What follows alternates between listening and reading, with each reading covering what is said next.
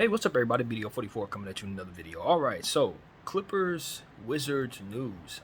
Michael Winger of the LA Clippers, the GM there, it's just been reported by Woj that he's going to be president of Monumental Basketball in Washington, meaning he's going to be the president of all three of the major basketball teams, executive to be exact: the Mystics, the Wizards, and the Go-Go, which is the G League affiliate. This is monumental for him.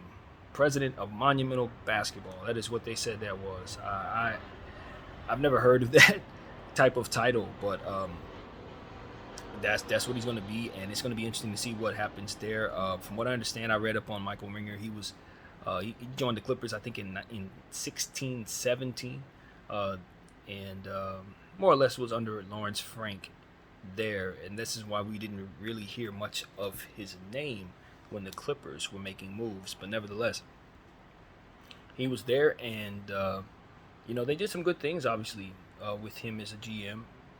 As of late, I think the overall thing is to kind of get the Clippers to a point where they're a bit older. That was the last couple of moves I watched the Clippers make, and I just kind of questioned that decision overall. But, just looking at what it is that I read, he was a part of the Thunder back when they went to the finals in 12 as an assistant GM.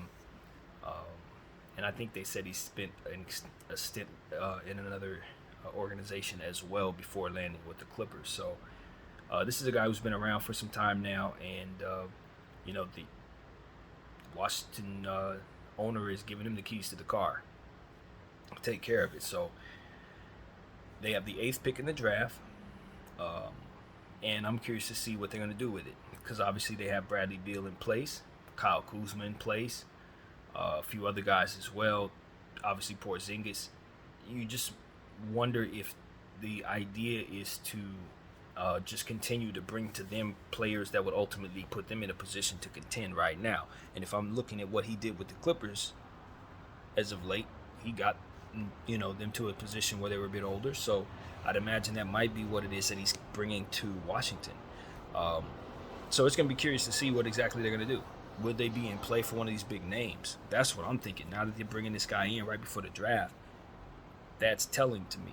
Obviously, you don't look at a president's tenure and think he's going to immediately make moves or try to judge what he's doing based on one season. No, this is going to be a zoom-out thing over time, but he's going to shake some things up because they do have that Bradley Beal, Porzingis timeline to consider, and they are not good enough to contend. So either they're going to start over and use the 8th pick as a catalyst, not a catalyst, but use it, and then from there try to turn everything else into picks as well if possible, and just draft away over the next several years. Or they can go after it, try to make a play for somebody, a big name, whoever's out there, and use the 8th pick as well as everything else they have. To try to bring Bradley Beal an opportunity to at a championship. So I'm looking at Portland and I'm looking at Washington as teams that could be making big moves to try to bring their stars, some older mid all-star talent, some guys that maybe have been in a place for too long and maybe could move on, somebody that they're probably not going to re-sign, that kind of thing. They could be moving to Portland. They could be moving to Washington. So I'm curious. I'm very curious. Is Kuzma going to be on the move? They're talking about re-signing him, so I'd imagine that wouldn't be the case if he's a free agent. But these are things I'm just thinking about midway through the season. What does the Washington Wizards look like? What are they bringing to them? Could we see a reuniting with Russell Westbrook there with the changes made and they want to get older? I don't know. These are things I'm really considering as I look at their team. So definitely going to be interesting to see what the new president decides to accomplish there.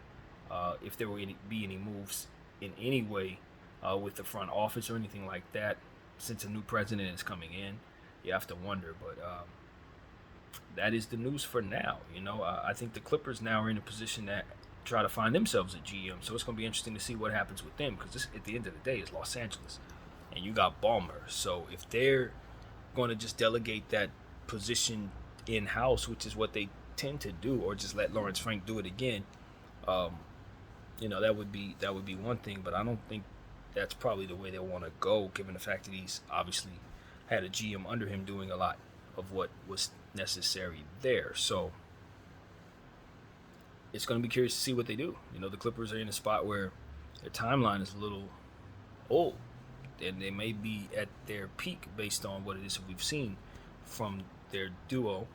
Um, as I said, Westbrook could resign. I'm sure he'd be, um, after the playoffs that he had, having other suitors that may want to give him an opportunity.